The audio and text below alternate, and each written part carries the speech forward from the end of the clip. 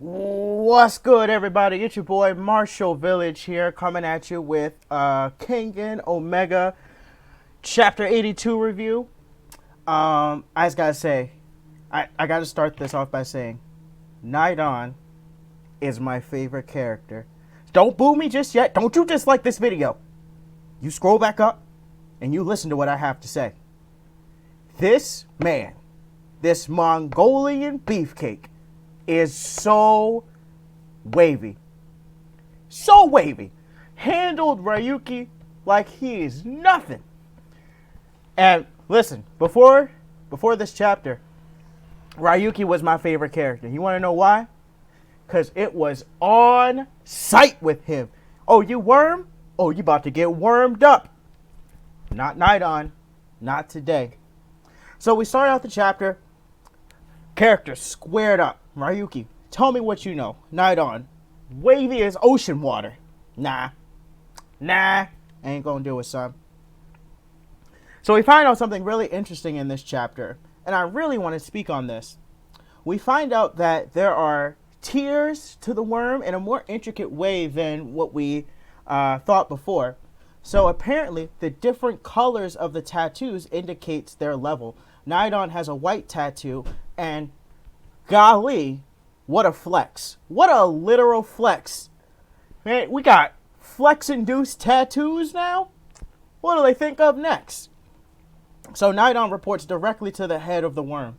Now, if you want to be a true fan and, hop over to that Kengan Ashura subreddit, your boy's name is Converse Fans, and I might have dropped a little spicy theory. A little spicy little theory about the worm and the Nico style. So when you get a chance, just go look, just go take a look at it. It ain't gonna cost you a dime. So Jaiji is flabbergasted. Hasn't heard of this man. Recognized the tattoo though. Edward Wu, cool as a cucumber, assessing the situation. So they don't even tell each other everything in the worm to the higher ups. That's crazy. And then we find out that the true Tiger's vessel is assessing the situation as well. The head didn't even tell the Tiger's vessel about this little situation right here. So I'm wondering what that means for the trust relationship he has with the Tiger's vessel. So we can eliminate already the four competitors that have already been eliminated or have already fought, right? If they were worm, it'd be kind of weird for the story to go back and say, oh yes, this character was a worm, but like let's say Falcon was the worm and he got taken out by Rahito. Like that doesn't make any sense. The worm have been built up since Ashura, right? So it wouldn't make sense for a character of Rahito's tier to be like worm level. We want our worm characters to be super duper strong. Like, ain't no birds taking out these worms. Early bird gonna die getting this worm. That's what we want. So, and based on the position Alan Wu has to this worm character, I'm really thinking it's Tarashi.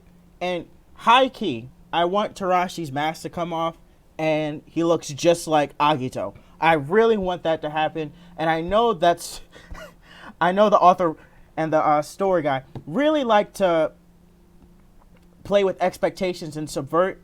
And the hairstyles are just so similar. Like, you can really tell that they want you to think that that's Agito. And I really want it to be Agito. So, moving on. The Tiger's Vessel, he looks at this as an opportunity to demonstrate the power of the Tiger's Vessel, right?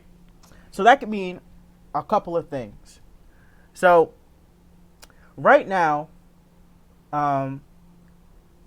Ryuki's fighting Naidan, right? Tiger Vessel said earlier in the story, if Ryuki is in the tournament, I will kill him. I'm the only Tiger Vessel we need. So, can we assume that Ryuki and the Tiger Vessel are clones in some way? Could they both be clones of Oma? Only time will tell. I really want to believe, and go to the little Reddit if you want to hear more of my thoughts on this. I really think that Ryuki could be Oma's long lost brother, right? And Tiger Vessel could be a clone, right? Because Arthur really likes to subvert our expectations, and he's built up that Ryuki is a clone. Ryuki's a clone. Ryuki's a clone. I think that'd be a good way to subvert that. So, moving on. Naidan says that Oma and Agito were actually contemplating stepping into the ring. They reacted when he showed his centipede tattoo. Right? But Ryuki being Ryuki, a soldier, gonna come up and fold you. He didn't even get... It took one panel for this man to get battle ready. One panel. Oh. Best artwork. So the fight starts.